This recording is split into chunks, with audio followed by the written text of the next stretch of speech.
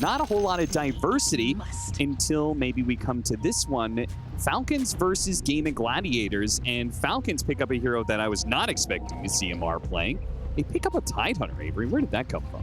I've actually been wondering where this hero is, because if you look at the offlane pool right now, this hero fits exactly what you want from that role. Big, beefy frontliner who does moderately well in lane, but can always do the ancient stacks really well, and then buys all the ores in the mid game. Great pipe carrier, great greaves buyer.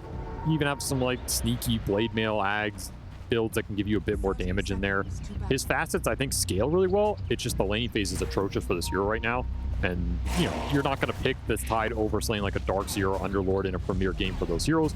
So I understand why we haven't seen it, but I feel like it's taken a bit longer than it should have for people to maybe try this hero, right? Especially in these games where a lot of those offlaners get banned, as what happened here for Amar down the stretch. Yeah, and it's something that we have been talking about for Falcons is fixing some of Amar's pool.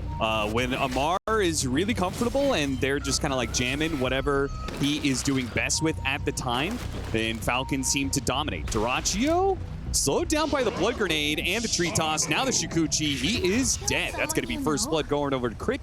The small bit of harassment that we had back and forth between the Wind Ranger and the Chen goes against Gaimin Gladiators, and they lose their early first blood. That is not a hero that should be giving up first blood. Turtle sacrifice himself to get back to the lane faster. A lot of interesting dynamics between these two teams. I think they are two of the teams that are willing to play faster in this tournament, especially the, you know, that like 10 to 20 minute period where you're trying to assault these tier ones. Both teams really love taking early tier 1 towers, opening up the map. Both teams also really like stacking ancients. I think we've seen Crit and Tofu be two of the most active and consistent stackers over the course of the last 2 years. They really like using those ancients to accelerate their big offlane players, who are predominantly who they play around to force those objectives. And they're two of the teams with more aggressive carries. I think Dyrachyo and Skeeter are both carries that sometimes don't get as much love as they should for various reasons, but don't play that super hard carry role and are willing to play more with the team, take the early fights, risk their own network to push the team up as a whole. And I think it gives both these teams a lot of speed and the ability to sometimes just completely overcome opponents before they're ready to take the fights. Looking it up, it looks like Falcons have done a bit more stacking there about in the middle of the field. Gaimin Gladiators for this tournament are on the lower end. I'm going to have to assume it's just because the speed that they brought to the games, obviously. The faster the game ends, the less you're going to get stacks in, and they've had some extremely fast games. So for this tournament performance, they are a little bit on the lower end. But overall, definitely going to agree with you. Philosophy-wise, it does seem like these two teams share that idea. One thing I started off with the Tidehunter, and I wanted to put focus on him, was the matchup. Obviously, the story going into this is that Gaimin Gladiators 2-0'd the hell out of Falcons in the group stage. Now, they're both still here in the upper bracket, so no harm, no foul if you are Falcons, because, you know, okay, whatever. We lost that series, but we still ended up where we're supposed to be. But it's got to be, they got to be thinking about the speed that you're talking about, right? The tempo. And wouldn't Tidehunter be one of the better heroes to try and draw out the game and slow down the Gaimin Gladiators ball that's going to be running at you with the Chen? I think that's the idea. I mean, you had to pick something here that gives you some of that 5-on-5 presence, can give you an aura buyer for the rest of your draft, which is all damage. You did not want to go into these fights for Roshan without being able to play Gaimin's game to some degree. I think the Tide can give you that. It's just a question of, do you get there at the same pace that this Underlord can, who is a way more reliable laner, and you did have the counter pick to deal with if you are Falcons, right? You had to pick this Tidehunter blind. You already saw the TA who has a good matchup, so you knew the Tide's lane was not going to be as good as Ace's here, which maybe you're going to go back to some extra stacking for him. Maybe you're okay playing that game. Maybe you're okay giving up the first or even the second Roshan in this game if you're Falcons. But if they can pull ahead, they're going to be super happy here because, of course, I don't think Gaimin are winning a lot of the ultra lates. Like, that's not where their strength lies. They've been a bit better at it this tournament, but they're still looking to snowball with these Chen lineups. It's another interesting dynamic as this game progresses is what happens, or maybe the series as a whole, is what happens between these two fives. You have Chen and Ench already in this game one. These are both heroes both teams will play first pick, are super confident that they're strong for what they want to do. And yeah, I mean, these are old school summons heroes that have battled each other for centuries in a way. I also think they're on the fitting side, right? I feel like Enchantress is more of a Falcons hero, and Chen is more of a Celery hero. Yeah, I could agree with that slightly. I think the Enchantress gives you a bit more early roam potential and aggression, Wisdom Rune contest, things like that. The direct damage scaling is also way higher. You get Hurricane Pike, Grove Bow later, you're a beast. The Chen's going to give you more of that slower scaling build-up with the auras and hit a way stronger mid-game ball timing. His laning can also, I think, be sometimes stronger, depends on the matchups, but the early Saturn mana burn can be devastating for certain offlaners. So both these players super comfortable on these heroes, and both these heroes looking to do a lot for their teams here. Would not be surprised if either of these gets banned in these games 2 and 3, depending on which player has higher impact here. Yeah. Because maybe you're okay trading it out game 1. Okay, we can get one of these and match the other, but someone's going to have a better time. I'm also very curious on the Tiny's performance, because we have been casting some crazy good Tiny performances, and I mean, you know my thoughts on it. I do not think teams should be giving this hero up lightly. And here, Gaimin Gladiators bring a different idea to the table of dealing with the Tiny, a mid-Templar Assassin, which is doing well, 19 and 7, though the rotation from Crit seems to be causing him a little bit of annoyances here, trying to secure the water runes for the Tiny. Man, missed the Melt Strike. Uncharacteristic from Quinn, as Skeeter feeling the pressure here. Will get healed up. Trying to keep this Ursa on lane, but Falcons overall struggling on this laning phase. They're just getting out CS'd very heavily between these 3 cores, which on paper is what you would expect. I mean, these are 3 cores that you are not going to have an easy time out CSing. Celery slowed down to a crawl and might be able to get the kill. The extra armor is helping him out, but he will eventually die to Crit. So, yeah, they're getting the better of CS. Falcons do seem to have better opportunities for kills every once in a while to help offset that. This mid has been a struggle for Malrine, and there's no stacks yet to kind of fall back on here, so it's just going to be continued lane domination from Quinn. It's going to set up the roam potential to mid as well. It's getting very low. Instant TP in from Chen for the bottle refill is just going to make things worse. Big pressure point on the map right now for Falcons. Neither of these supports really... I mean, the Enchantress can roam to mid, but you want to do it offensively, not defensively here. That's an awkward position for Snaking when his mid is this low on resources and still getting mana burned to add to it. Kind of just have to play the side lanes here. This looks really rough, this new refraction against Avalanche. Avalanche just does not clear through the refraction at all. He threw an Avalanche and a toss, and the toss got blocked. The toss damage got blocked by the last refraction charge. So this, I mean, lane, we knew that was going to be rough, but I did not know that this interaction was that bad for the Tiny. Now, A's going to be body blocked up. Really good Falcons rotation from Crit. The body blocking on point from Snake. I was just about to say that I think the best move Falcons can make is this Weaver rotation to top, because that Crit kill bottom got him the early earn. So now you have double charges on the earn, helps get you that extra kill. The bug comes through. Underlord is not great at killing it. In fact, Ace just didn't prioritize it, and it bit him quite hard at the end there. It's a nice little double kill in this top lane on an aggressive go on the Enchantress that did not pay off with that heal facet. Quinn immediately trying to put the pressure on Malrine, but Crit is done roaming to top. We'll show up back to the mid lane to give Malrine just a little bit of backup here, see if they can get the sentry drop, so there's no TA traps that Malrine's going to have to contend with constantly. Sentry pays for itself here with double trap kill, but CS tells the tale, right? Quinn has doubled up Malrine on this mid lane.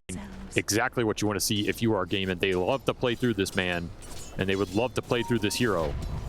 Arguably been their best core hero for the last month or so. Another little similarity between the two lineups, right? You have an Ursa and a TA, right? You have 2 core heroes that really want to be able to set the tempo of the game early by taking a fast Roshan. And the momentum gained off of the laning phase could be incredibly important to determine who gets that first Roshan and starts that cycle. Snaking gonna smoke up around mid, looking for something. I'm not even really sure what he's looking for. And there's no 8-minute power rune to spawn here. Kind of just roaming around. I think if you're Falcons, you really want to combine these 2 supports on one of these side lanes. Doesn't really matter which one. You have Kill Threat on either. Toss back, rotation from behind. Skeeter very low though. Snaking It's a very late TP. Might still latch, though. Yeah, Maureen, he can hit the avalanche and maybe go for the toss back. Oh, Crit's also here, so this is surely a dead Tofu. I don't like this TP rotation, though. I think it should have been the Weaver, because now you're going to have to run back to mid with these heroes to defend. Yeah, you pushed out on the power through as well, right? Yeah, you gave this haste to Quinn. He has traps set up. He's defending the mid lane, which is getting assaulted by Chen creeps right now. A lot of tower damage done. And it gives some more presence here for Gaimin to play aggressive if they want. Another missed meld strike there. Quinn maybe a little rusty on the Templar Assassin. I mean, they're going to push this in. They are. Don't want to dive too heavily, though. Another round of refraction will help block some of that damage. And with the Chen creep getting traded back over, with the Enchantress, we're going to see that constantly. Chen and Enchantress are going to be sharing creeps throughout these little battles that happen. Well, solid defense from Falcons. I thought they were going to lose a little bit more there, having to run all the way back, but rotated pretty quickly. They still have sentries around mid, getting rid of these traps, controlling the TA a little bit as Quinn continues to accelerate here. Only thing he's missing is the stacks, and quick double stack out from Tofu right on cue. I'll push him up a little bit. Still has that haste rune in the bottle, so Quinn very strong on the map right now as another smoke from Falcons.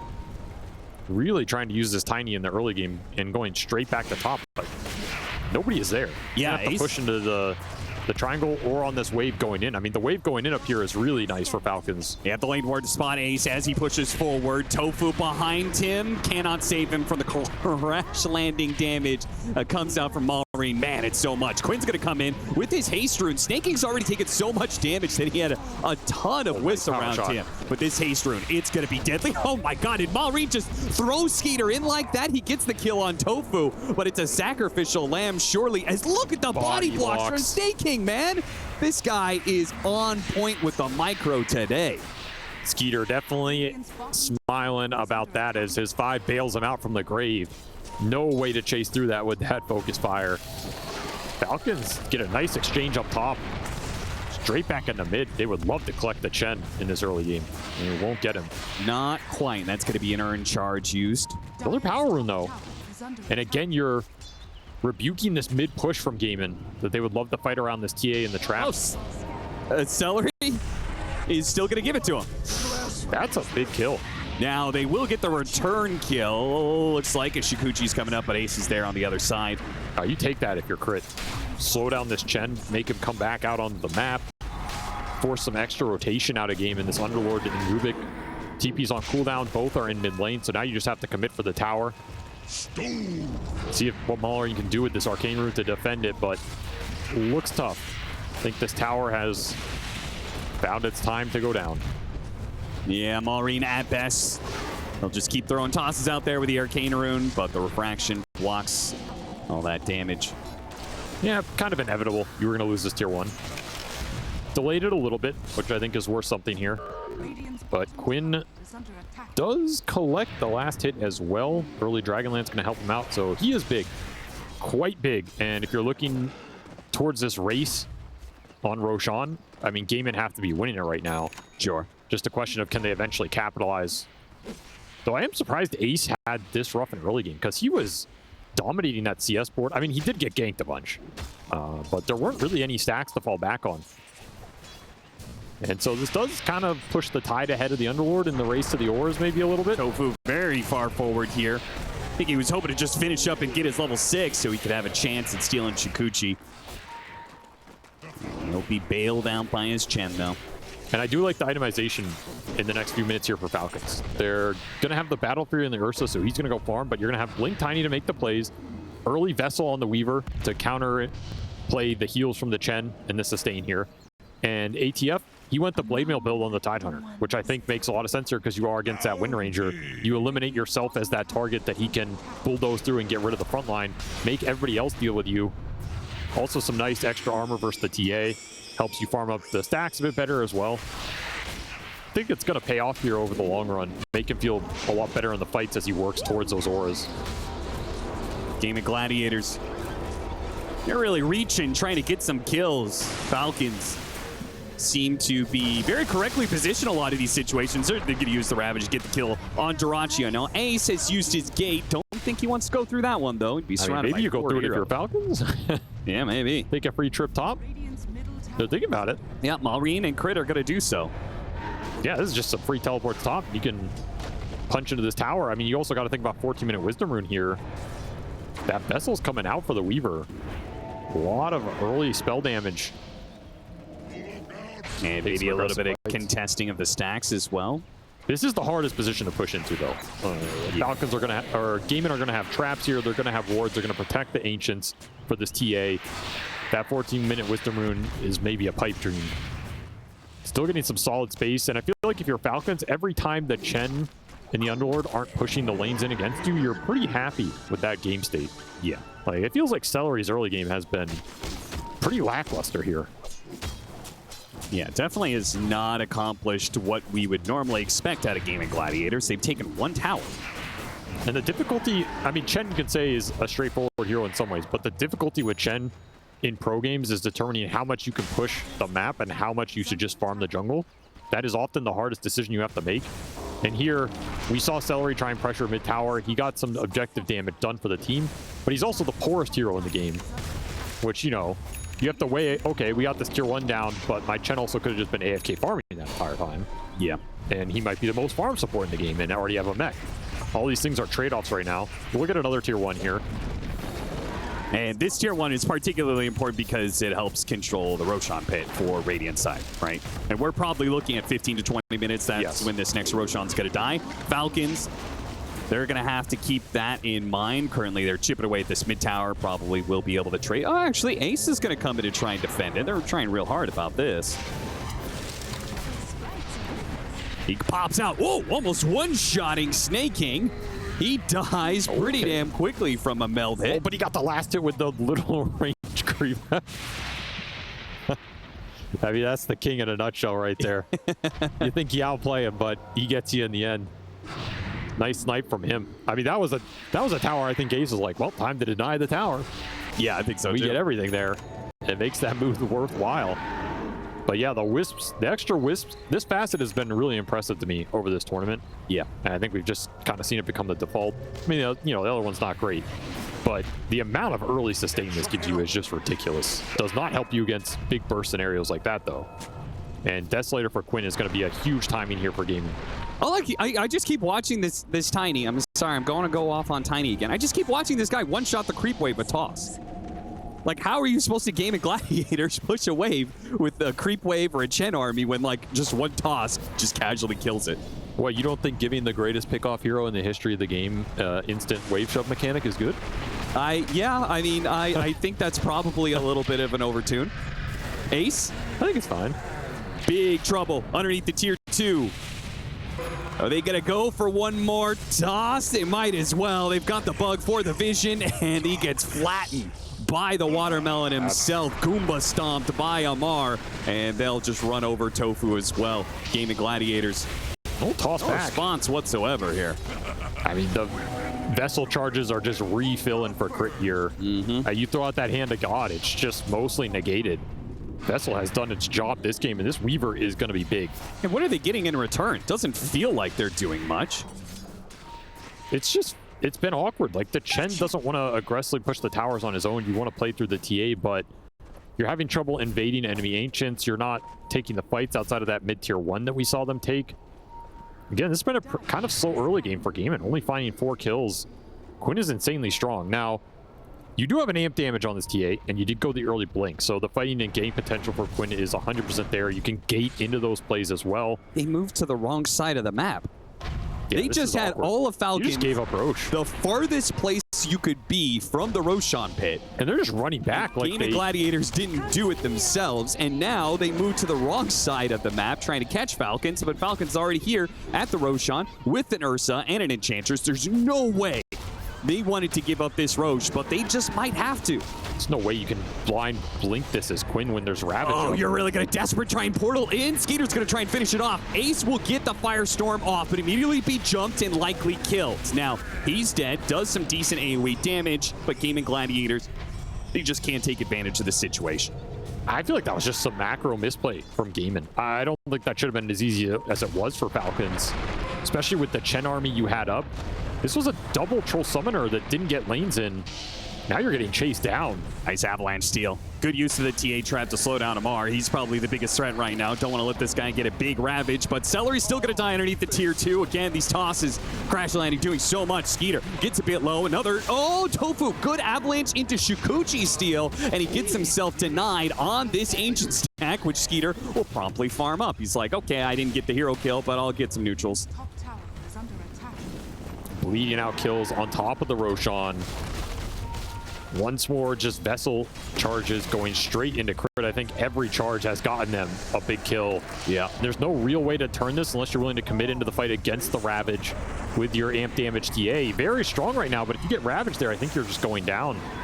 Especially with the Wind Ranger having to TP out there. Gaimin unable to put up a strong enough front line with this Underlord, this Atos build for Ace. I kind of go back to it in terms of you knew this game was going to be a race for Roshan. I don't know if Atos helps you the most in that regard compared to an earlier Greaves or Pipe or something. Sure. It really hurt him when you have to contest it there and you just gate in and, hey guys, I'm an Atos Underlord on the front line. Yeah. And frankly, it's like, did you need the extra disable? Is the disable even that good against these heroes of Falcon? If anything, the Yules might be more useful as this game progresses versus the Ursa.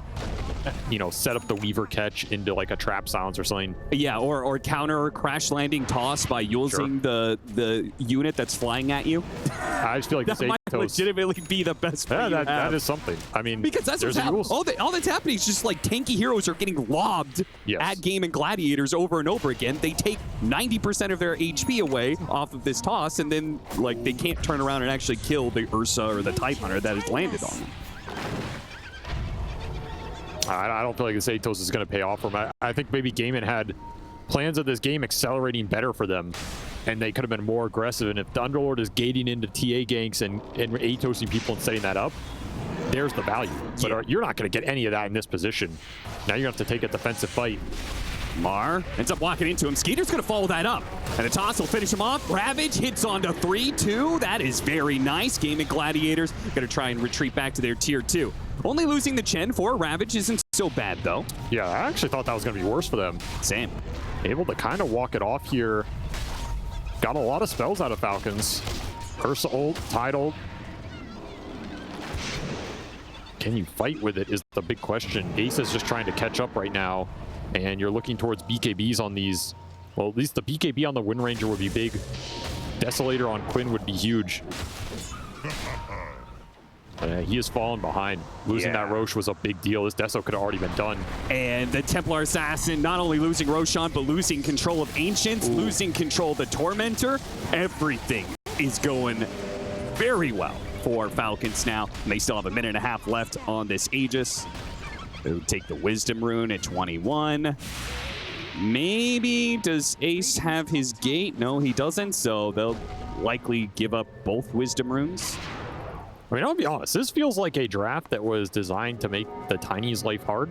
Yeah. You have to go into Underlord, Pit Firestorm. The Rubik can steal your spells, turn it against you. TA is a hard target for you to directly burst. And, I mean, this hero's 5-0 and 7 and has absolutely destroyed this game. So, yep.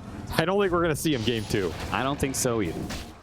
God, I hope we don't see him game 2. I don't want to see another team lose another series off of back-to-back Tinies. There's just so much you have to deal with to make the fights favorable. It is tough. I mean, they are in a tough position right now. I did like the fact that Gaimin Gladiators tried to beat it with something that we hadn't seen before. And that thing did kind of work in the Templar Assassin and like how it won the lane so hard against that hero. But ultimately, you just can't stop everything else that Tiny does. I think they had a decent shot of shutting this Tiny down pretty hard. Quinn dominated the lane. You took his tower early. You got some of the early power runes. But you get like that one bad fight losing that Roche, and you just cost yourself so much momentum in this game. Now suddenly you have to deal with the Tiny who's getting really farmed, is going to have BKB, and is no longer an easy target for your minus armor because he has the second point in that grow. That's a much tougher situation. Quinn trying to get to Deso, Duraccio to BKB. Greaves is done for this Tide Hunter. He is ready to rumble. I mean, he has a lot of armor to get through. Even have a Pavis on this Enchantress, boosting him up a little bit more. Casual Buckler. Tide Hunter's got 23 armor. And if you get him low, you're going to have to get through that Greaves Aura at the end. Yeah. Solar Crest for the Enchantress as well. Super nice this game. Again, you're just going to stack the armor if you're Falcons, because there's no real way to kill these frontliners on the side of Gaimin outside that Focus Fire and the big meld Deso hits.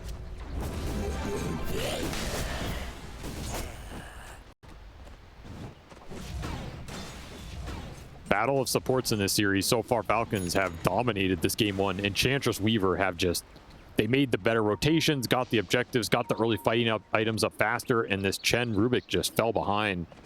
And Chen especially, we just did not feel. Yeah, it was not a smooth early game. I mean, these supports for Gaimin are combined, 1 in 10. Not where you wanted to be right now. You're just food for the Tiny. That's the other problem. When you fall behind with supports versus hero, you're just instant killed. Yep. So you got 1 BKB done on Gaimin Gladiators, but Falcons have 2. Oh, nice silence. Nice shackle turnaround. And they'll get a decent Firestorm. Celery is almost already dead. Skeeter jumps in with his BKB to finish off the backline support. Duracio's going to be up next. Windrun trying to back away from these tanky boys that Falcons are rocking, while Ace is making a run for it down the river. Won't be running for long, though. Run right into his grave. 18-4, 13,000 net worth lead now for Falcons. This game is just getting completely out of control for Gaimin right now.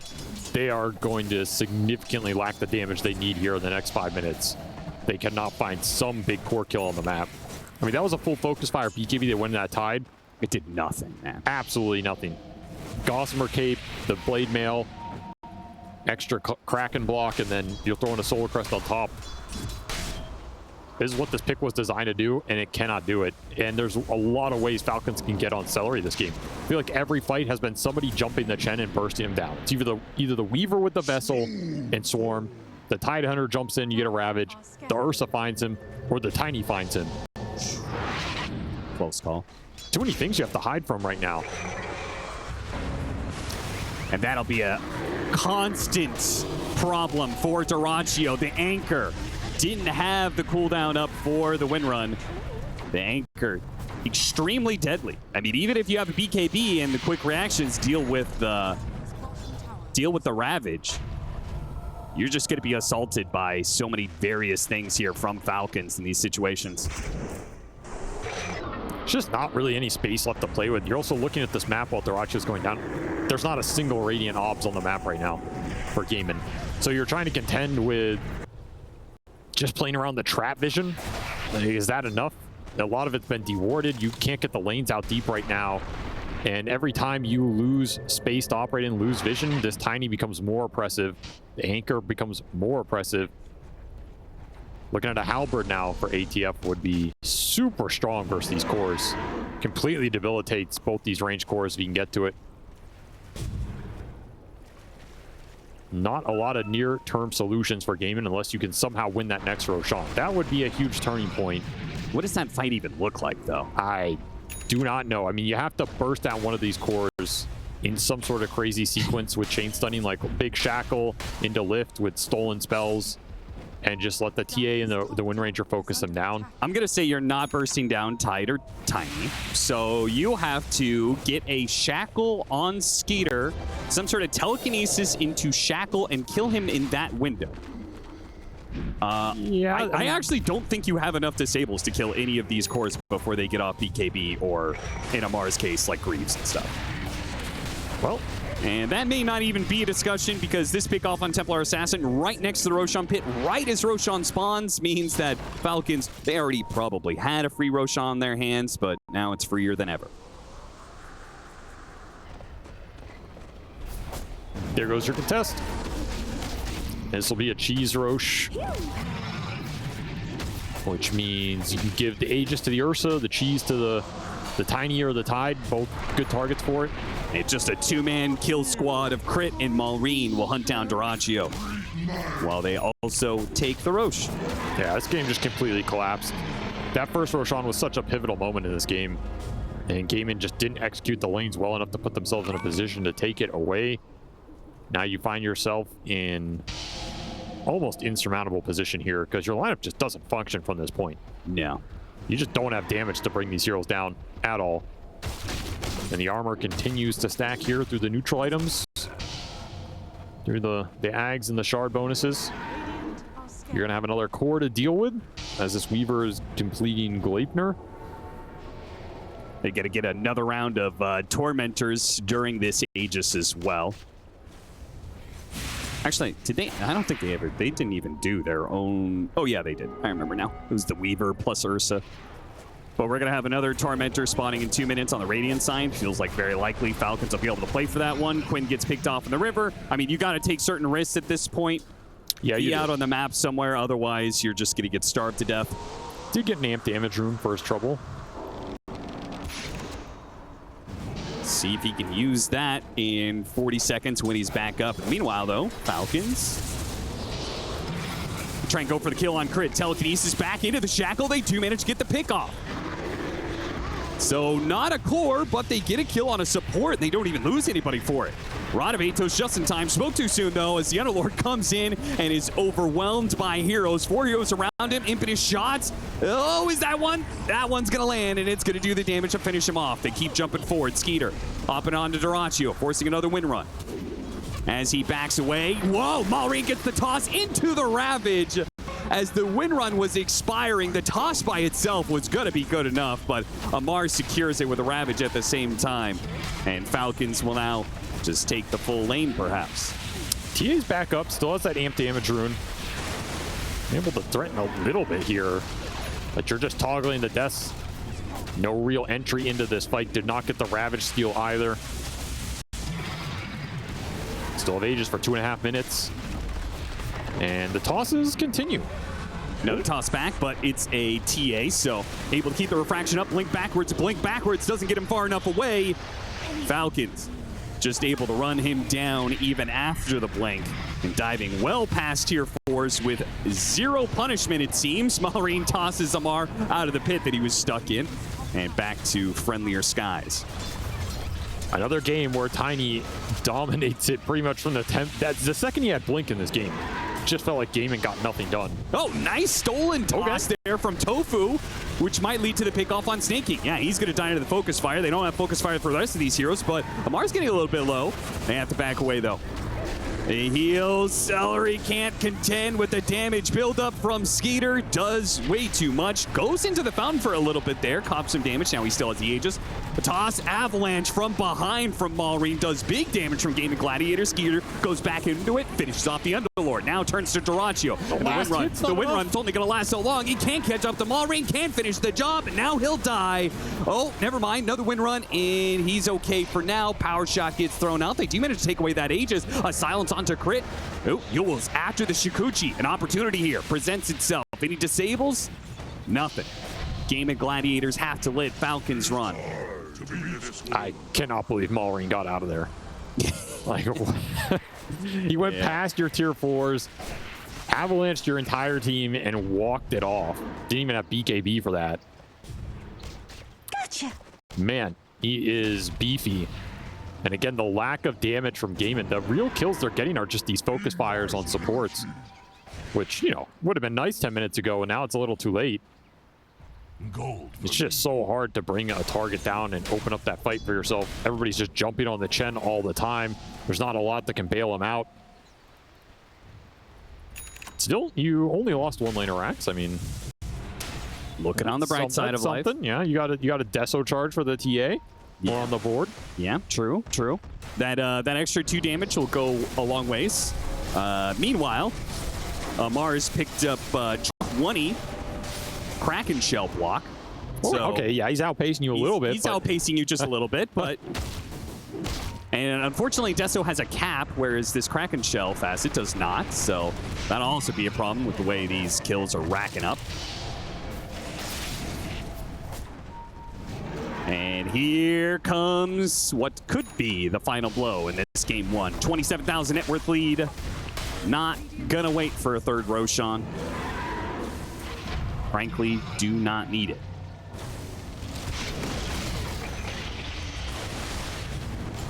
Jumping onto the Templar Assassin. That's all they need to really kill. It's the only real damage threat is Dyrachyo just cannot seem to do enough with the focus fires most of the time. Got to be careful with Fountain, I suppose. That's the other damage dealer. A buyback from the Templar Assassin will kick Falcons back, but hey, just going to call it Gaimin Gladiators. This game. An SVG for the game. That's right. Welcome back, everybody, to Gaimin Gladiators versus Team Falcons. We just heard the panel just full of copium as they talked about how, yeah, Gaimin Gladiators, they've got the Dyrachyo Chaos Knights. They have a Hoodwink that's maybe better setup for success. We've got an active mid Quinn hero, so everything should be much better for Gaimin Gladiators going into game 2. But they're wrong, Avery. You should break the desk. I did. Out of anger, because we're about to watch another team get 2-0'd by Tiny, the hero who is 6-1 in the playoffs. Yeah, don't ignore the weaker teams playing Tiny, all right? Playoffs, 6-1. This hero is broken. Stop giving it to people. Look, Gaimin just want to get crash landed into the lower bracket. You know, it's only fitting. And that's the way you want to do it. That's the way you want to do it. I feel like this is tempting fate too much. Like, at a certain point okay, so the logic I think Gaimin are going for, you know, the big question is why would you give them Tiny again over some of the other bans? The one ban I think is debatable versus this Tiny is, for example, the Pango. We've seen Pango be successful, but in my mind, is Pango scarier than Tiny? I think most people would say no. But the one thing Pango does that Tiny doesn't do is he's a bit better at countering push strats. I think one of the weaknesses of Tiny, in theory, is if you can push him down and get like fast grease pipe up, then his entry into that fight isn't as strong as something like a Pango who can just roll through it and get a big shield crash and give you, you know, some good anti-AoE. I actually see it the opposite, where Tiny does so much damage that he cuts through pipe. Well, this is the question. Is Tiny actually weak against anything right now, or is he just so good with the extra lane shove, the extra AoE, he can displace heroes out of the aura ball?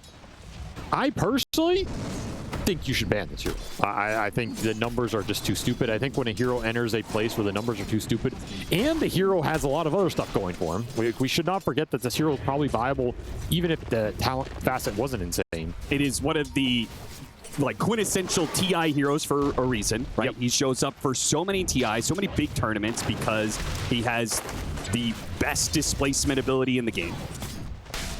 There's a lot you have to overcome to make this hero really weak, and at this point it starts to beg the question, like, are things like a Pangolier ban spookier than a Tiny ban? And we'll see if Gaimin come to regret that decision.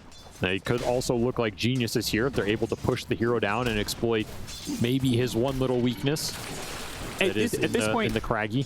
At this point in the tournament, upper bracket semifinals, I think upper bracket finals, you definitely start thinking along this line of logic. But do you think Gaimin Gladiators is already thinking about, like, okay, longer term, outside of just this series, like, we need to break the Tiny. If we can break the Tiny, then it's a huge drafting advantage for us against not just Falcons, but any future series that we're going to be playing. Yeah, that's part of the value, right? If you can beat it here, you have a really good shot of just going to the finals, perhaps. You're going to have to play either Tundra or Liquid, which are both also big teams behind this hero. You're trying to prep for that to some degree. There is a lot of logic in it, though. Is it too brazen is the one question. All right, we'll try and get away from the Tiny subject. Apologize to the audience. My own feelings are overwhelming me here. Tofu. Oh, maybe it's going to be bottom lane where the first blood is going to happen as Mar limping along. A blood grenade is not enough. Seems like the Chen is having a bit better influence in this lane than last time. And of course, we'll see that support battle. I mean, we heard the panel talk about support diff early on. You definitely highlighted the fact that the Enchantress plus Weaver was way more potent in the early game for Falcons. And a big note was that it felt like the Chen fell a little flat. So a lot of eyes on Celery to see if he can make a difference this time around. I think this lane is a much better setup for them than that Wind Ranger in game 1. CK is a hero that can use the Penitence well, use the mana burn on the Tide to out-trade him with your passive, and just abuse the Tide Hunter more on lane, which is kind of what the Chen wants. He wants his core to be as strong as possible after that first 5 minutes, so he has the gate rotation potential. He has the ability to go mid and crash the runes. If your safe laner's in a position where you're just losing in the one-on-one, it feels really bad to leave that lane. So the more work Gaimin get done here, the better it's going to set Celery up for a lot more success than that first game. And he's already mana burned these heroes out, so this lane's already secured for Dyrachyo. Just a matter of how much you get out of it. Snaking. Oh, is the Facet going to give him enough whiffs? It will not. First blood this time around goes to Ace. Another big pickup for their off lane as well. Both side lanes finding some action here for Gaimin. Now, they did win all 3 lanes in that game 1 early on. Yep. They just kind of crumbled after that. I expect something similar here. I think the lane setup once again looks pretty strong. Gaimin have favored some strong cores to either propose a kill threat or out CS the enemy. That is maybe the other downside of Tiny. I mean, again, minor downside, but he kind of lets you pick a lot of stuff for mid. Yeah. Void Spirit's not a hero we've seen a lot lately. Is one Quinn's very familiar with. He's going to die as well, so the lane continues to go very well. It's this aggressive duo, a lot different, right? You could be much more active and pressure the enemy carry way more with a Brewmaster Hoodwing than the Rubik Underlord that we saw from last game, at least when it comes to kills. Got to keep the pressure up. Just keep snowballing this early game if you're a Gaimin. You have a decent shot to get Roshan's and start to push Falcons down, which is, you know, in theory, where they're a little susceptible. Though they do have Gyro Tide, which are very good at taking tower defense-oriented fights, especially if the Tiny gets some power runes. Those runes are going to be really important for these 2 mid laners. Could allow the Void Spirit to rotate, maybe get an amp damage rune or, you know, a haste and just get a big core kill early on in this game. Could be huge. Always good to get a Harpy. I do think this Void Spirit is an interesting pick because I felt like Gaimin had no chance of winning that late game in game 1, and I think this hero almost always gives you a chance of winning late game. He does really weird, funny things as the game progresses past like that 40 to 60 minute mark. His scale is insane. It's maybe one of the most ridiculous in the game with full slots. And it's a hero that Quinn is very familiar with going late on, so he's going to have a good laning phase versus the Tiny here. As long as you can get Quinn into a pretty good net worth position where he's leading the pack or in that top 3, you should be pretty comfortable with your scale here. A lot more in this game 2 than game 1 as if you're Gaimin. I think the CK Brew are also going to have a much better time as this game progresses versus the Gyro particularly. You can never latch on to Skeeter in this game. You might just be able to burst him outright. Quinn dives ahead of Malrine to pick up the regen rune into the bottle. As long as he survives, getting his way back, Bushwhack will help. And now he's got the extra shield. They're going to try and punch through it anyway, though. No spells to be thrown out, just hoping the Falcons will run out of damage, and run out of damage they will. In fact, Malrine, danger of running out of health here as he dives past the tower, takes a healthy amount of damage. Another 2-man Bushwhack, and Quinn is coming back in with another round of spells. Drops that Astral Step, finishes off snaking, brings Malrine low. Will not have enough to be able to kill him, but very good for Gaimin Gladiators. 3-0. Did take this Sanctuary Facet as well, which you gotta remember it's an all damage barrier now. Yep. So this is pretty nice versus burst heroes like Tiny. I could see this Void Spirit get tanky enough that maybe you can survive a burst. It's another hero we saw in that first game, like when you toss the TA in, he's able to blink out. Void Spirit can do something similar. You toss this Void Spirit in, he can just instantly jaunt. So you have some counterplay there and a double Wisdom Rune. Exactly what you're looking for if you are Gaimin Gladiators here. Boost those support experience pools up. Get the support advantage on the map and start to assault these towers. Yeah. Much better position than game 1. I think Innates oftentimes get ignored, but I think Void Spirits is probably one of the more interesting ones, right? He's got that extra secondary bonuses, right? Which leads to magic resistance on intelligence. Skeeter barely lives there, and now they're turning around from Falcons. Going for the kill on Ace, crit. Feels like they should be able to run him down. Really good Bushwhack, though. They're getting lots of Bushwhacks from Tofu. Very value. And they don't die. In fact, Quinn is going to be able to clean up not 1, but 2 out of this. What a nice rotation. And Tofu and Ace have been doing work on this lane. Shows you the power of this first pick Hoodwing. Absolutely crush this lane. Set this Brewmaster up for success. More earn charges. Going to start to push towards that level 6. Maybe you can just get a solo kill with that. Quinn will lose the room, but it's not a great one here, so he's not too sad about it, and has full resources on this Void Spirit. So very scary on the map the next time that TP comes off cooldown, and he's top of the net work chart, which is exactly where you want this hero relative to the Tiny. Make sure Malrine doesn't have good targets to snowball off of in this game. As the second that blink comes out, you have to start thinking about what position are we in when the Tiny can start looking for kills. If you're gaming, you're probably thinking about this rotation soon. Either the Chen or the CK through the gate, particularly if you're getting pressured down here, which Duracio's feeling it. Instead, he gets rotated on. Yeah, Skeeter catches him. Duracio is gonna die. Skeeter able to take that last hit, and then they'll run down Celery underneath the tower, no problem. So Falcons, once again, taking the pace away from Gaimin Gladiators by being the first to go through the gate. That was such a good move by Skeeter. Did so much right there for Falcons. Eliminates the move from Gaimin that could have come out. Benefits from the pressure of the lane going in with this double range that Amar shoved. Gets extra experience for the supports who were missing it off the Wisdom runes. And shuts down this Chen, who was starting to build up an army with the level 5. That did a lot of small things for Falcons there to kill some of the lane momentum. Still behind a bit here. That move definitely helps.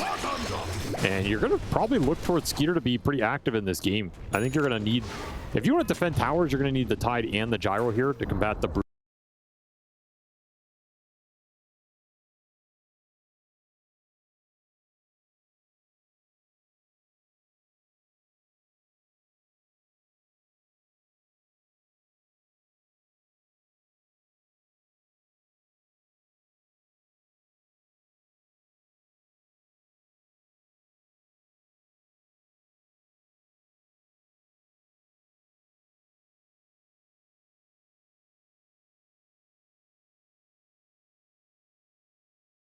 Wish that Gaimin had just committed harder for that move.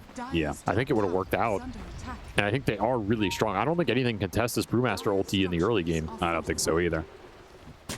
It is a pretty big difference this time around, right? Like, last time we had a Templar Assassin on Gaimin Gladiators. This time, Gaimin Gladiators don't actually have an ancient farming stacker, right? Too much. Quinn, the shot's coming in for the gyrocopter, will not quite land. Mallory's going to try and kill him with the crash landing, and of course it does.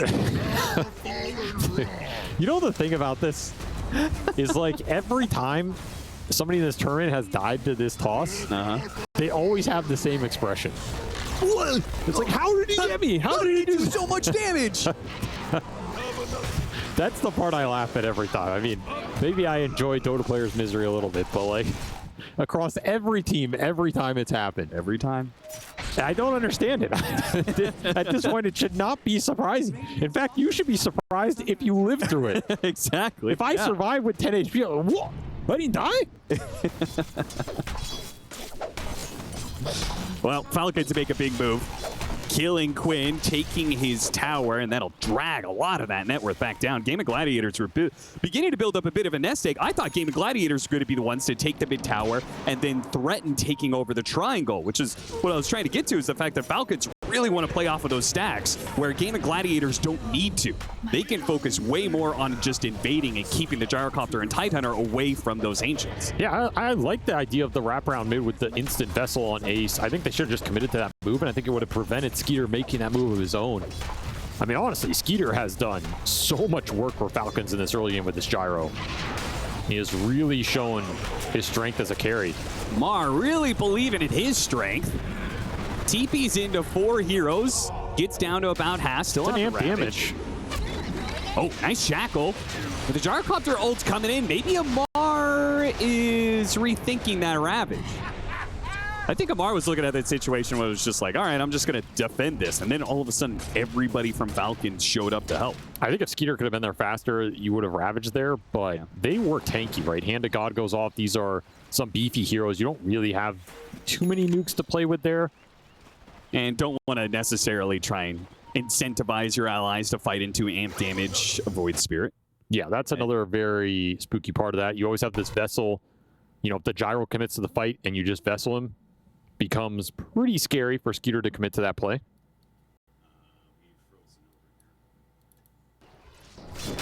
Big Ancient stack being done from ATF here, though. This is another downside of not invading that jungle area early with the Brewmaster ulti. You have given Falcons a lot of recovery farm for the Tide and the Tiny, who are just fighting over it right now. Blink done for the Tiny. Mech coming out soon for this Tide. You'll get a quick little pickup here. Nice little find by Duraccio, creating some map pressure of his own. I don't think it's ideal that Gaimin Gladiators couldn't contest the first round of stacks, but ultimately it's a longer game, right? Like, if you could still take over that area and prevent, you know, use of those ancient camps for the next 20, 30 minutes. That's more of what you're playing for, right? Yeah, and your scale's better. So even if little things like that go wrong, it's not a death sentence here. Sure. In fact, you're seeing Falcons feel like they have to make a move to try and find Dyrachyo, who is not there. He will not die this time, and it's going to be a wasted move from Falcons, costs him a lot. Now you invade the triangle. No stacks left to take, but you need maybe get a nice little pickup on the way back. Not the target you want to run into.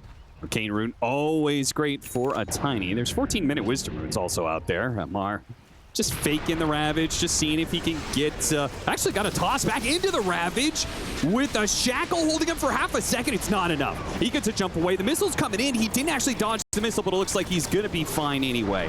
Toss over. The Brewling's taking a lot of damage. The Brewlings are going to get burnt out.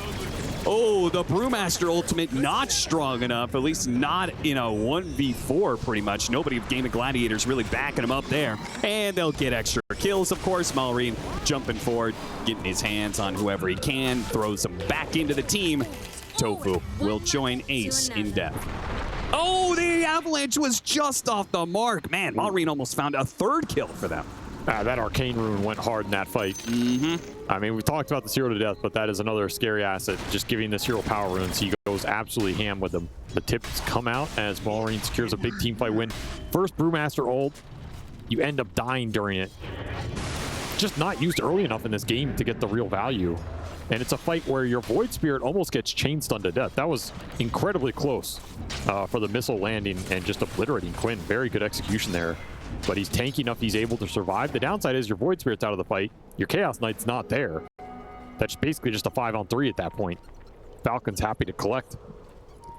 And that Chaos Knight is not going to be joining these fights for a little bit while longer as he's trying to finish up that Orchid, which will be very influential when it is up. A nice pickoff on the enemy carry is lined up for Gaimin Gladiators. Ace will commit to it, diving into the tier 2, and Amar's TP comes way too late, plus he doesn't have Ravage. Yeah, just comes in to collect the farm that Skier will miss, of course, with that depth. ATF never misses a CS. That's a nice little pickup for Gaimin. Didn't get him with the ult, but you got him with the Vessel Sharp Shot. And this is the real power of Hoodwink. I mean, this is why this hero is a premier support right now. I feel like it always gives you easy 2 or 3 man kill threats on anything in the game, which is a big deal. See Quinn get comboed down there. He's not too happy about that. And particularly if you're matched up against a non-strength carry, right? And Gyrocopter gets some pretty decent stats, but early on, man, this fast. He does some heavy lifting for the Enchantress sometimes. Dyrachyo will finally be able to get that kill. Somebody give this man some mana. He's just running around with no mana on this Chaos Knight. Yeah. Making life harder than it needs to be. I guess Orchid will do the job. But you, there's some Arcane Boots. So you have double Arcane Boots. You have Mech on the Chen. This Orchid's coming out for the CK. Dyrachyo is incredibly fun. Like, he has been shoving out that top lane. Nobody has pressured him. He's found some extra Enchantress kills. And now it's time to activate him. This can be a very strong point of the game for Gaimin if they can combine their cores in either a big fight or do Roshan with 2 or 3 heroes and then make Falcons come and get that fight that way. Nobody's really contesting the CK right now. He is incredibly tanky with Mech Hand of God behind him. Yeah, on that line of thought, do you think, how well do you think Tide Hunter, Quinn got tossed back? Great jump once again from Falcons, playing off the high ground ward. Malrine not dropping that initiation whatsoever. Another pick off on Quinn. So they may not be shutting down the Chaos Knight, but they're certainly doing a lot of work against this Void Spirit, though. The Gyrocopter's in trouble once again. A toss over helps out, but Gyrocopter still dies ultimately. Dyrachyo running low on illusions. It's just his hero left, and he's in way too deep at this point in time. He's going to go for the kill on Crit and just hope that he can find another one. Oh, nice bushwhack. Maybe he gets the kill on Malrine before he goes down. Turns back around, tries to grab him, but a Shackle Shot holds him in place. He's going to go for some armlet toggling, but he's just against too many odds here while Snaking distracts the other 2 supports. Might even be able to slow him down long enough to get the kill as Malrine finds his prey. Quinn jumping back in. Beautiful bushwhack on 3. Quinn will finish off the Tiny. Now Ravage is going to go down. That will catch the Hoodwink and actually clips the Void Spirit in the back lines. Now, can this Void Spirit kill some of these supports? They've got the Brewmaster, who's also going to be coming in here. Amar is just going to ignore everybody. It's a very tough target with Greaves. And now that they've got another damage dealer behind them with a Gyrocopter as well, things not looking the best for Gaimin Gladiators. The shackle shot into the missile doesn't quite land. The missile is going to be disjointed by an Dissimilate. It shows you how little faith Ace has in this Brule to do work here. Yo, yeah. Just doesn't even want to pop it. I mean, it's still level 1. He's so close to level 12 here. I think if that's a second level in the ult, then you commit it. Also, Pipe is 4 XP short after that camp. Pipe is almost done for him as well. Yeah, so these are very big timings. You don't want to throw them away. Just desynced here from Gaimin. I mean, we saw the power of the CK there. He's so tanky. It takes a long time to bring him down. If that's a fight where Gaimin have one more core there with Dyrachyo, you can maybe just wipe them. But again, the timings have been a little off in this game too. You're trying to get there with the Brewmaster. You're now there. Now Dyrachyo, do you want to go and fight again after you paid it with your life? You're looking for this Manta on the Void Spirit too would be a big item. And if you lose him here, you might lose control of this 20-minute Tormentor. Once again, ward drop down so they can get the initiation 100-0, and they are on top of this area for Tormentor as well. Good night. They're going to stick around to do it. That would be very aggressive. A little risky. Oh, 100%. Okay. Is what this move is designed for, and you're going to take benefit of it. Gaimin do not want to contest. Lose their carry, lose their Tormentor. Shard goes to the Wind Ranger, which is super nice this game. I love when teams make that move, by the way. I feel like this 20-minute, 21-minute deal is so valuable. You get a pick off on Dyrachyo, but then you also take 1,400 gold. That's like a 2,000 net worth swing, easy. Oh, I see. Okay, maybe not a 2,000 net worth swing if you've already bought the Shard. Whoopsies. A little unlucky. What can you do? Yeah, just casually lose 700 gold. Pushing him away. Missed the bushwhack, though. And missed the shot, too, that Ace would have been able to follow up on. And Crit will take some Lotuses away from Ace on his way out. Oh, wait. No, I couldn't. Echo Saber done for the Tiny. That's an important pickup because it will, I assume he's going to go BKB next.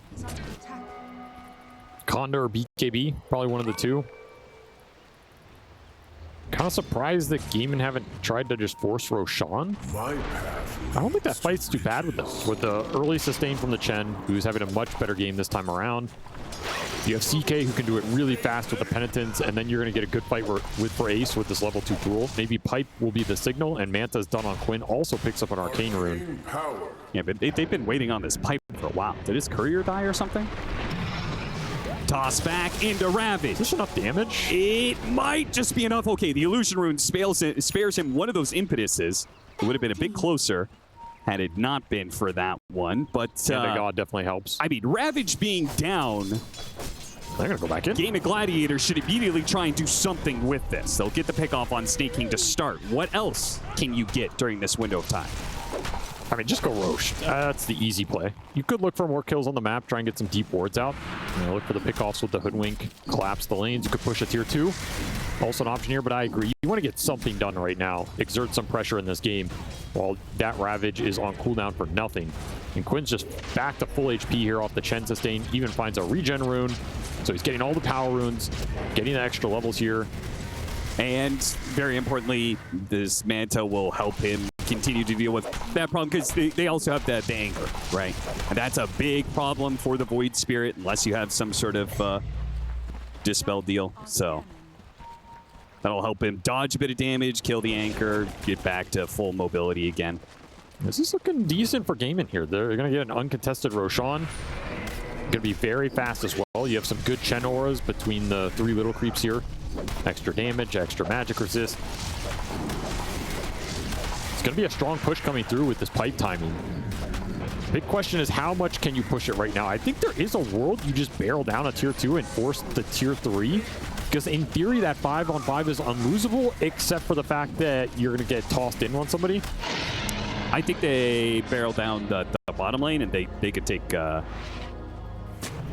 Oh, I guess never mind. I forgot Falcons already did their Tormentor too, so.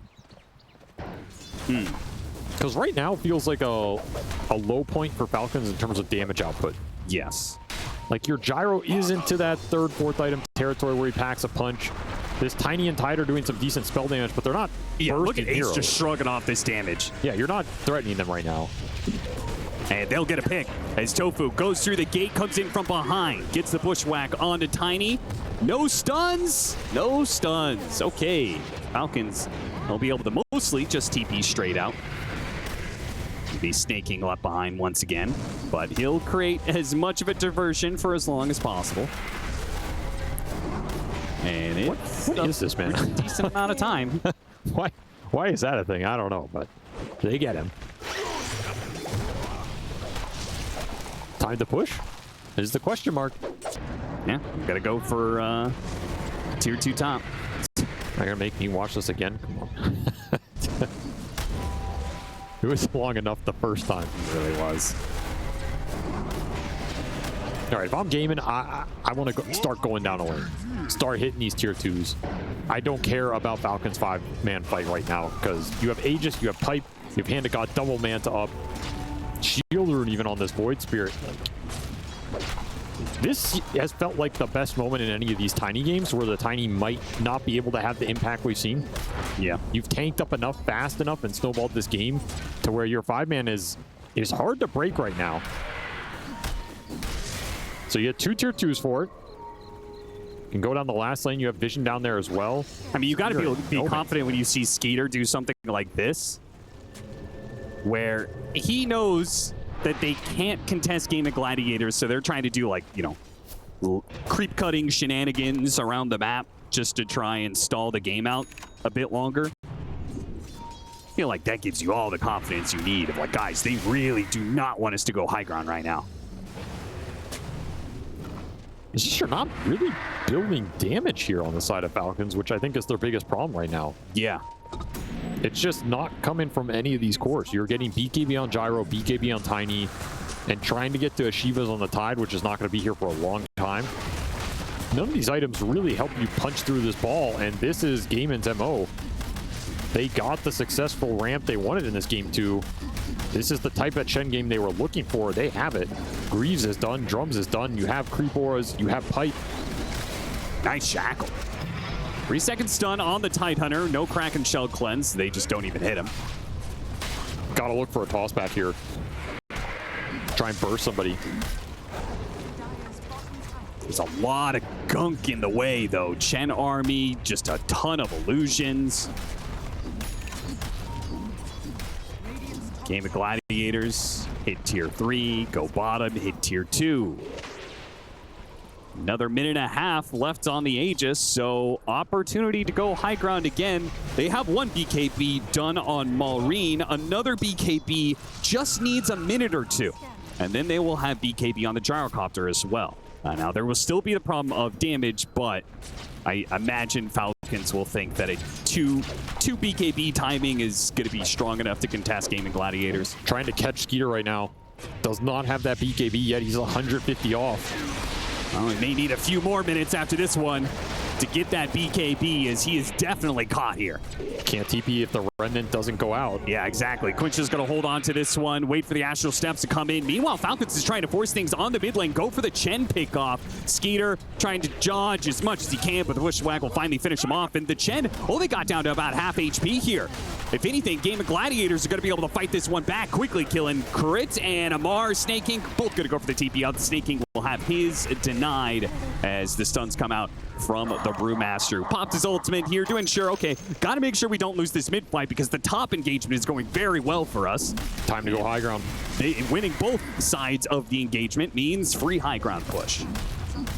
Skeeter cannot get to that BKB in time, and it costs Falcons a lot here as they lose both sides of this fight, and they're going to lose up mid-racks very quickly, and you're probably going to have to fight the second you come up with this Ravage to try and get something going here. The ball has come alive for Gaimin. They're too tanky. They've successfully built the defense against the Tiny. It's true. They have like 10 different buffs on them. The buffs on this man are absolutely absurd. Falcons just trying to use the BKBs to go for it, but they're just not doing any damage, like you said. They're battling into this Chaos Knight and Brewmaster, who have dropped none of their HP so far. Nice loss back, though. The Hoodwink. That's an easier pick-off. Unfortunately, couldn't quite get him, and he gets into the trees instead. Maureen stuck underneath this Remnant into disables, is going to die, and Amar, not long for this world perhaps either, as Skeeter now pops his BKB as Quinn tries to jump in, finally hitting the Ravage, throwing the damage at Quinn. He dissimulates the impetus, and they just keep on going. They just keep pushing forward. Even at half HP, they know that Falcons have been run out of damage, and that's it. Amar's just going to call it here. That was their last stand. They hit their 2 BKB timing, tried to hold, but they know Gaimin Gladiators, they know their MO at this point. Gaimin Gladiators is not going to slow down when they hit that peak. Right, Avery? I also did not hear one big factor, which was they're going to put the Huskar mid. Yes, they are going to do that. They are not going to do Amar, Huskar offlane. Yeah, I think it's way more likely that ATF just goes mid here. He has done it before in the past, particularly with this hero. Yes. And honestly, if you're going to pick a player in the world that's going to be like, yo, guys, let me go mid, I'm a dumpster this kid, probably this guy. Not that this matchup is hard to dumpster someone in, but I would be extremely surprised if Falcons did not put ATF mid on this Huskar for the Huskar Ember matchup here. You get the Primal against the CK, which is totally fine. Maybe Maureen's not too comfortable in the off lane, but I mean, whatever. You gank for him once or twice, he's a Primal. He'll buy BKB and have impact in the fights.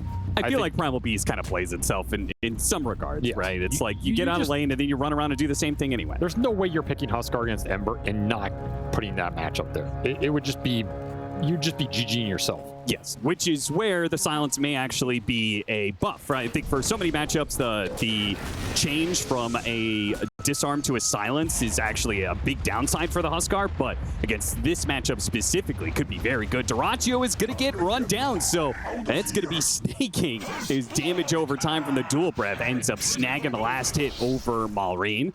But either way, it's a Falcons first blood. That's the second time Dyrachyo's died at that rune contest. He died there game 1.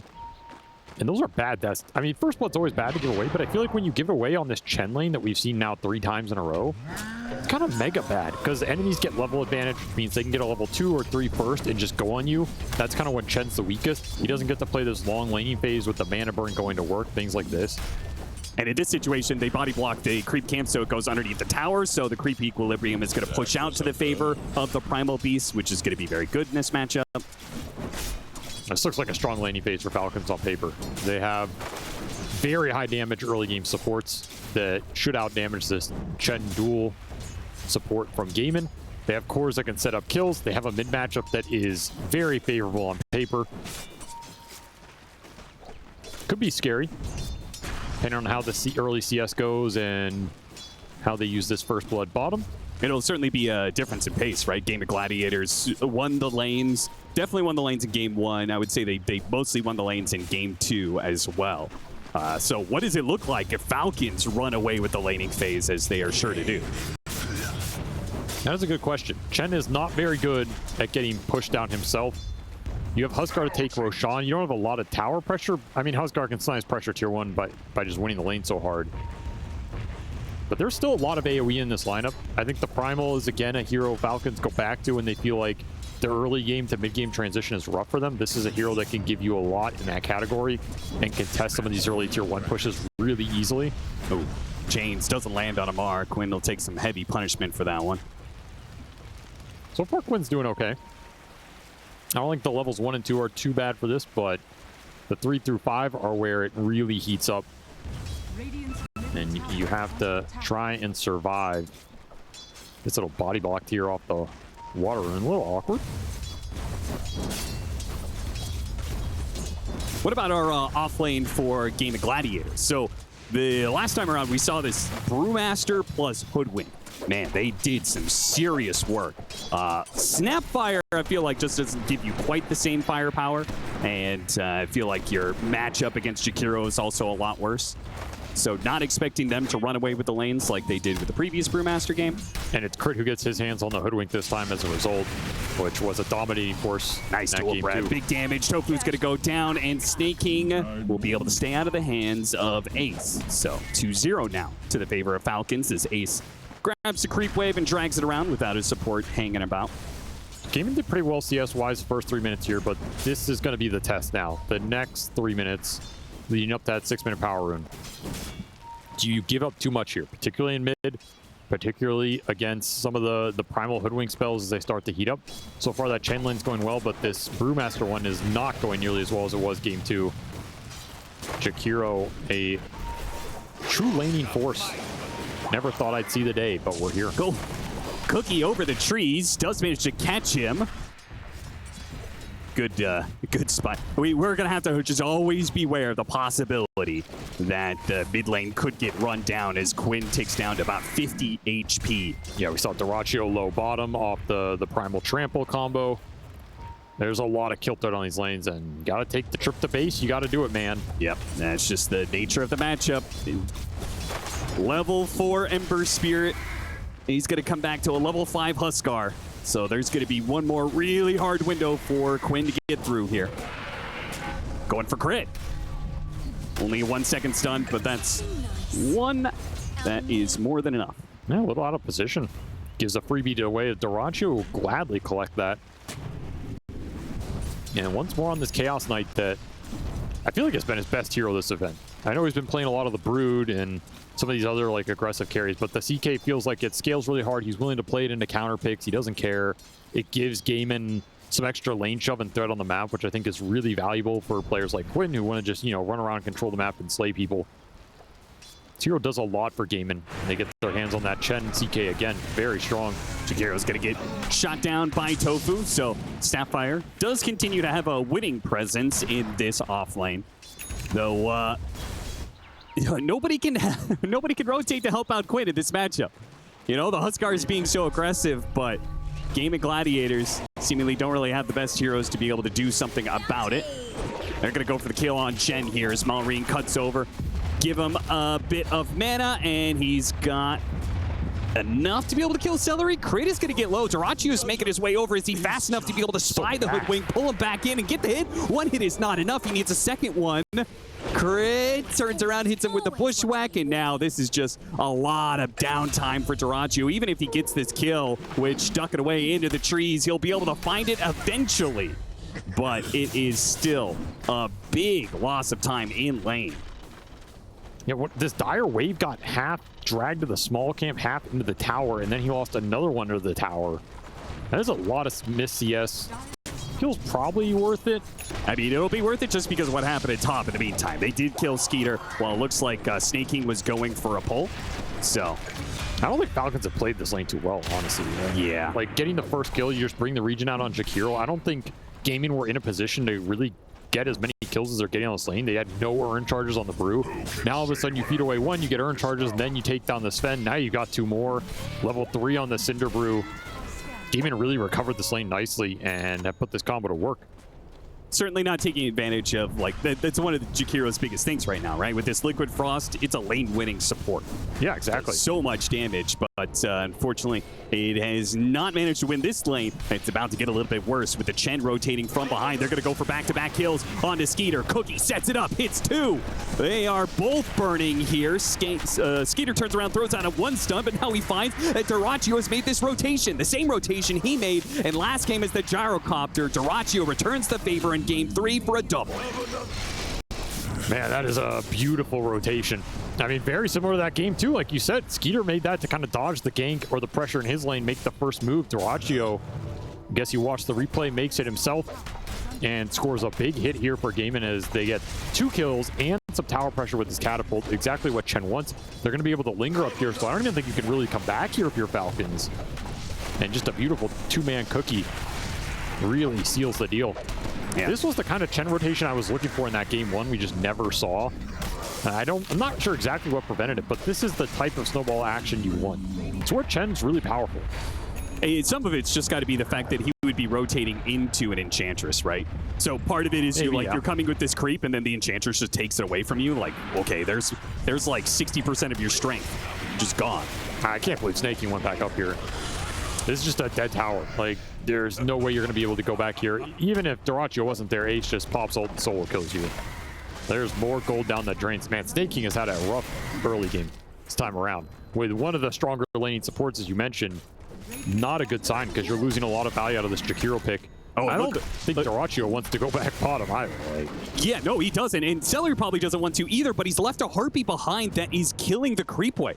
So Malrine, like, Primal Beast is okay at pressuring tower, but the biggest thing is just like killing out the creep wave and letting his own creeps go to work. But that has been denied by the Harpy. So that tower is still pretty healthy if Gaimin Gladiators want to try and rotate back to it. I mean, this is a lot of free time for the Malrine Primal, though. It is one concern if you're Gaimin. Upside of these moves is you build a lot of momentum. Downside is Malrine gets to drag waves to these camps and just ultra farm. True. Amar is also ultra farming. He owned mid. No way around it. I think Quinn did honestly pretty well. Didn't give up the kill, played it safe, got his levels. He's in an okay position.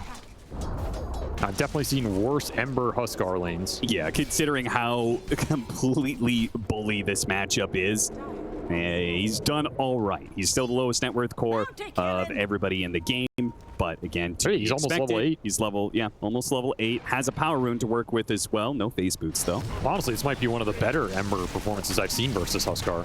I don't know if Falcons are too happy with where these two heroes are at relative to each other. I think you want a little more domination out of that. Ideally, you want to be able to rotate into mid and take advantage of that Huskar level advantage too. Like, there were no ganks that went into the Ember at any point in this game. No tower pressure created there. The supports just played the side lanes. There was a decent amount of pressure from Gaimin that made them stay there. That's a win in itself. And hey, now Quinn's hitting your tower. Yeah, with a Chen army behind it, Falcons can really do very little to stop this. That's one thing that Snapfire really adds to this, right? He actually assists in the Chen pushes very nicely with the little shredder cutting down the armor. And that Vessel already done means it's hard for ATF to join this fight. They're going to TP in. Oh, a jump away to the Remnant. Instead, they get the grab onto Ace. Cookie trying to bail him out. Bushwhack gets out the Primal Split. So he's going to be okay. And we'll be able to just toss these heroes up in the air, though Falcons will hold the tower for now. So they got a Primal Split and kept the tower alive. Pretty good for them. Yeah, especially when you don't have support ultis to throw into a fight like that. Macropyre and Sharpshooter would really threaten that Brewmaster burst a lot more.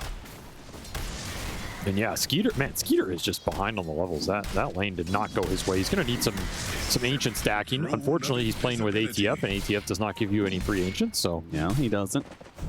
But, I mean, ATF's very high level. Yeah, him and Malrine, top 2. And Malrine's about to get some more gold on Tofu. Knocks him back down for that high ground. Nowhere to hide. This is a big Primal Beast. Like, he has been... This is like an axe creep cut, you know? You're just farming everything plus extra down here. It's a ridiculous GPM to start this game for Malrine, and there's going to be a decent amount on his shoulders to do something with it to enable these supports, create some play action around the map. Ideally, kill this Ember 1 or 2 times. If Quinn can just keep being annoying, play on aggressive spots, not get caught, it's going to be a nuisance for Falcons because their lockdown is a little limited in terms of, you know, instant stunning this Ember.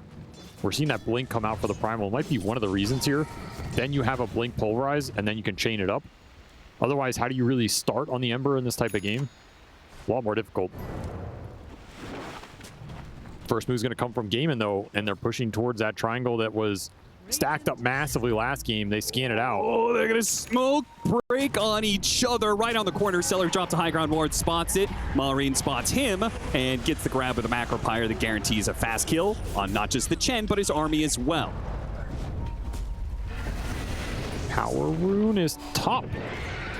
And it's going to get grabbed by Dyrachyo with a shield rune and got the Phantasm +1 with the slight. And the kiss is raining in. This is looking pretty good. Amar does manage to push back these heroes, though. That last kiss is just enough. It looks like he tried to armlet tuggle or something, but Tofu gets the kill off the burning fire on the ground. Now Maureen underneath the tier 2 is going to be slighted up again. He'll be killed. What a power room pickup for Dyrachyo as his rotation allows Gaimin Gladiators to get aggressive on Falcons, and they are going to take out 4 off of this move. It's just an awkward exchange for Falcons. You don't have God Strength. You already used your Pulverize on the Chen earlier. You don't have like a BKB to kind of frontline for you in this fight. You just get run down as Dyrachyo makes his first big team fight move in this game, and it's a good one. He is once more having a very strong game on this Chaos Knight. No real answers to him in the actual exchanges. Yeah, you get a good onslaught through, but there's no follow-up at this point. The Jakiro's dead. The Huskar ticks out to Vessel plus some Snapfire burn. Your Hoodwink has 1 shot, and you already used it. Just lingering too long around this mid lane for Falcons. A little indecisive in a way. Yeah. Like, normally this team makes a play, you go farm. You make a play, you go farm. That just felt like you're staying around mid for what? There's no tower push coming through. You can't take the true fight. Your carry's too far behind. This is all recovery time for this Ember Spirit. Your lane advantage is gone. It certainly is. Maureen looks to continue to try and get these pickoffs. This time around, he may not have enough damage. The Hoodwink helps, want to commit. Maureen is afraid of committing as there was 2 heroes in the neighborhood from Gaimin Gladiators. He did make the read that smoke was coming through. No Wisdom Rune contest this time. No smoke gank on Dyrachyo into an objective take. Oh, it is coming. Well, yeah, it is. It is. I mean, he will not get the rune, but they might get him. And this is also dodging this play from Gaimin. It's a nice map move from Falcons if they can land it. Should land it here. Yeah, with the Blink Dagger, it feels like this should be guaranteed with Dyrachyo.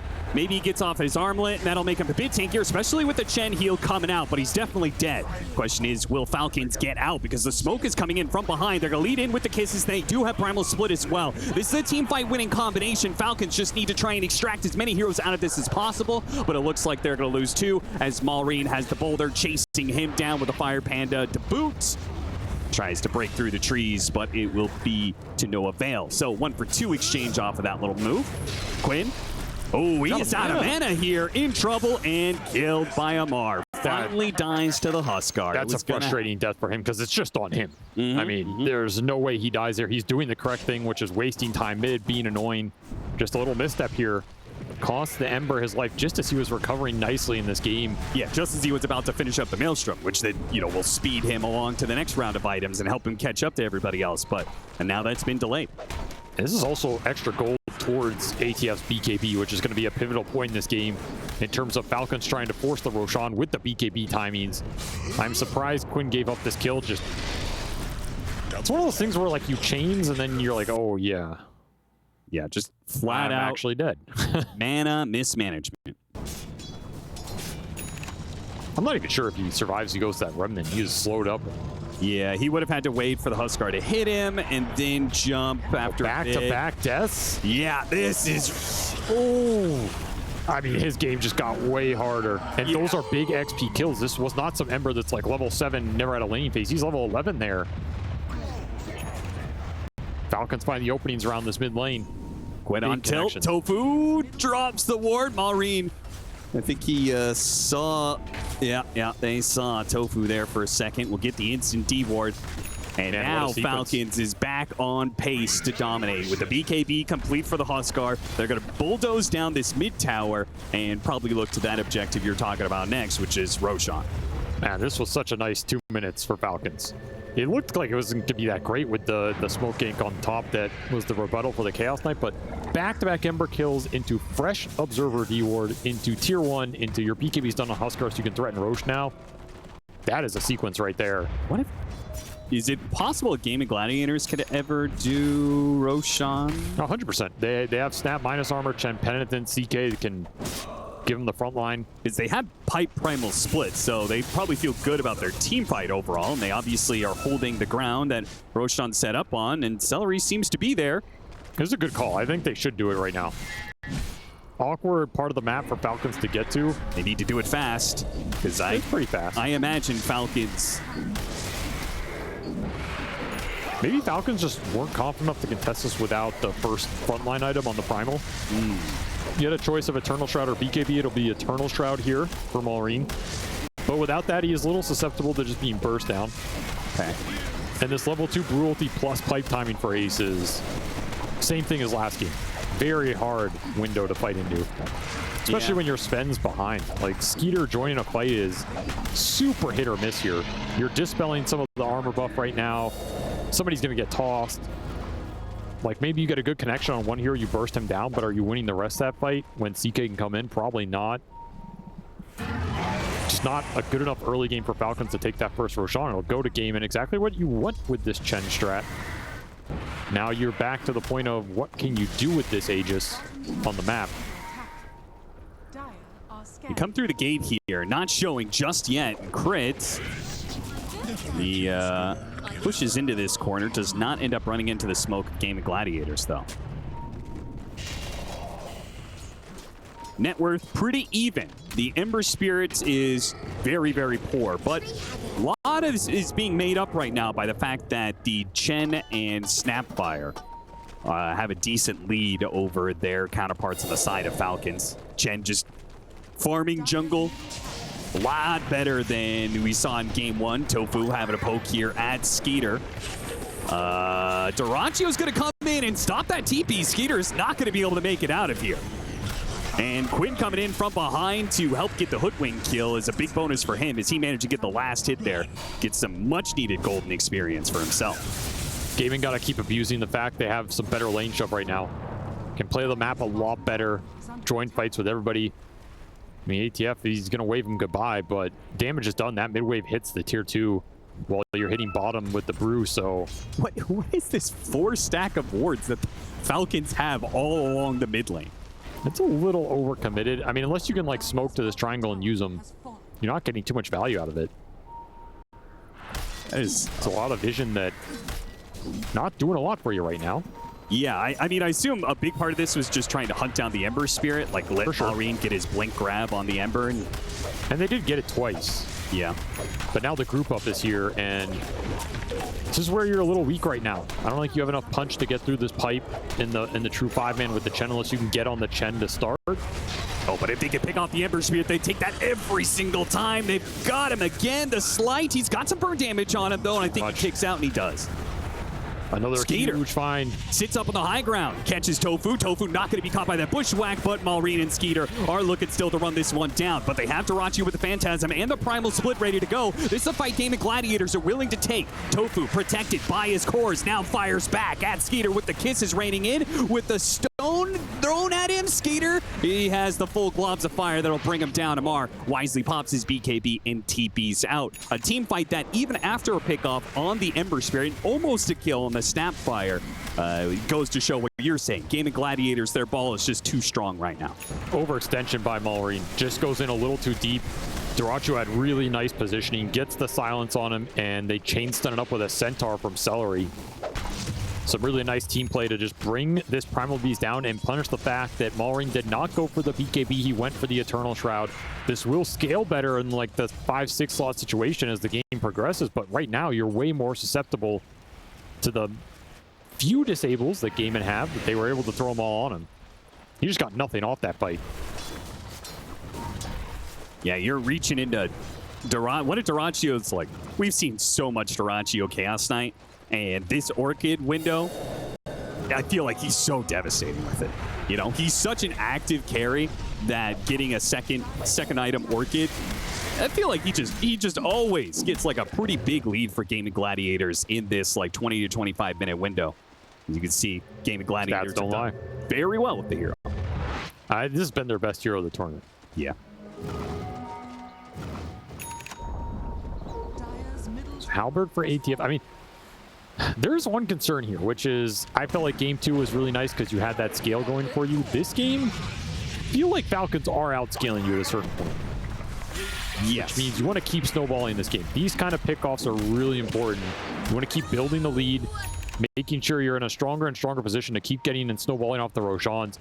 Because you want to be up 15K, 20K, and going high ground in this game. You don't want to be up 3 or 4K against 3 cores who are all going to scale into some pretty formidable late game beasts here.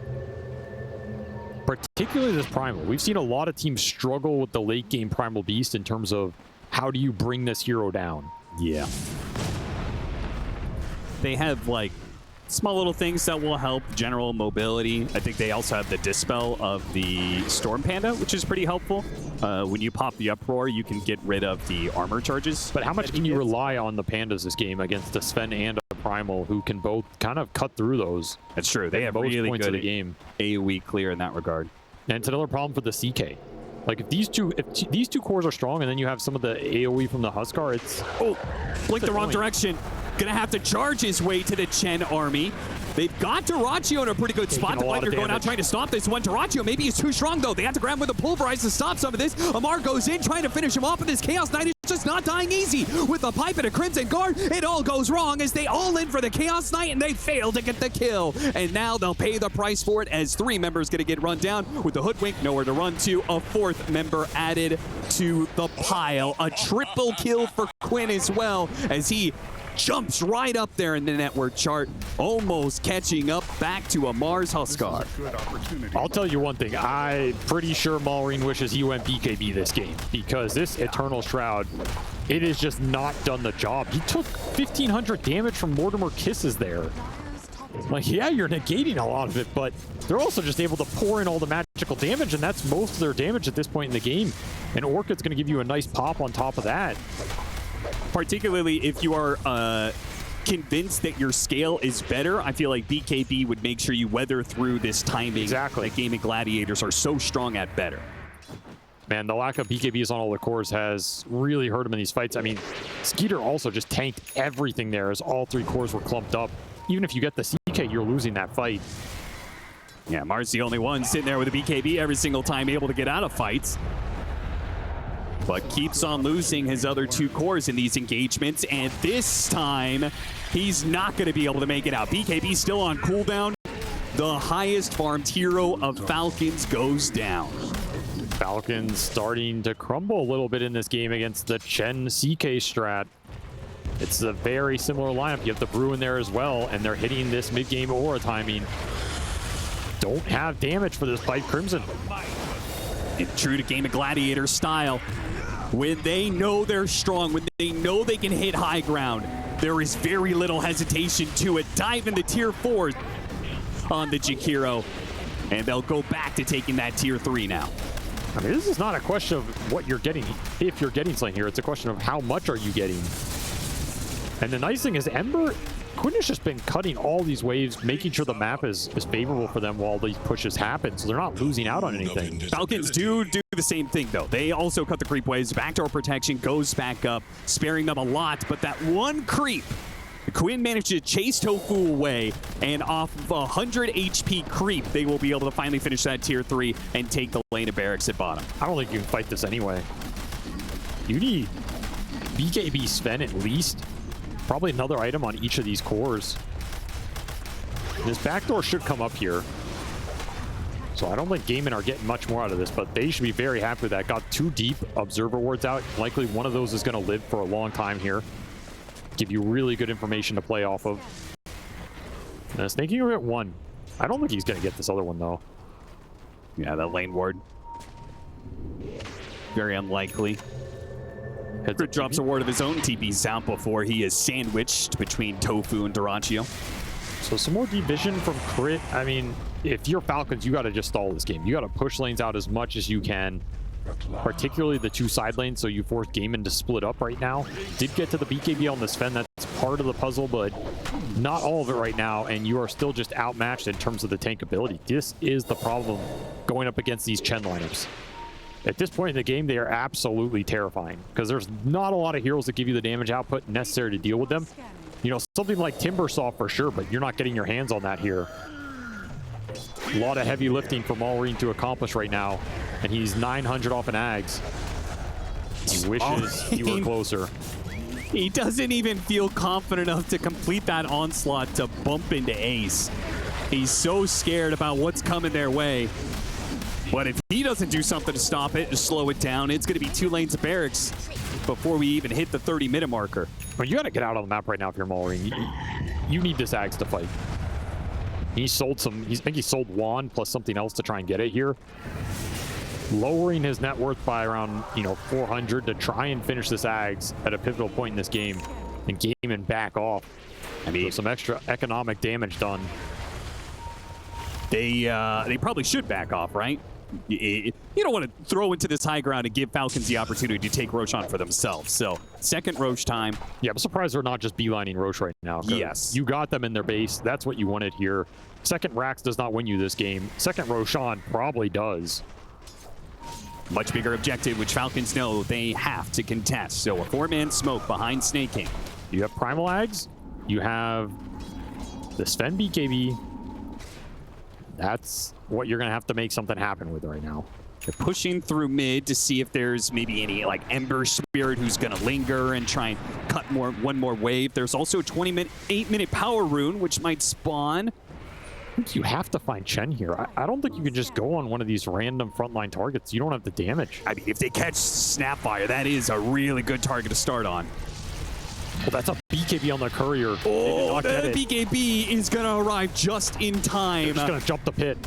They're going to go in. Maureen, quick onslaught on through. Roshan a bit low. How do they fight this one out? He can't get anything off. They're really not getting anything off whatsoever. It's just going to be Maureen dead. Now Skeeter with the rest of his God Strength. It's just Bale. He's just hoping he has the damage to finish off Roshan. It's not even close. Meanwhile, Amar's going for the kill on the Brewmaster. This guy's going to get off his ultimate. Actually, a little bit low on mana. They just call it. It's done. They're out. Falcons know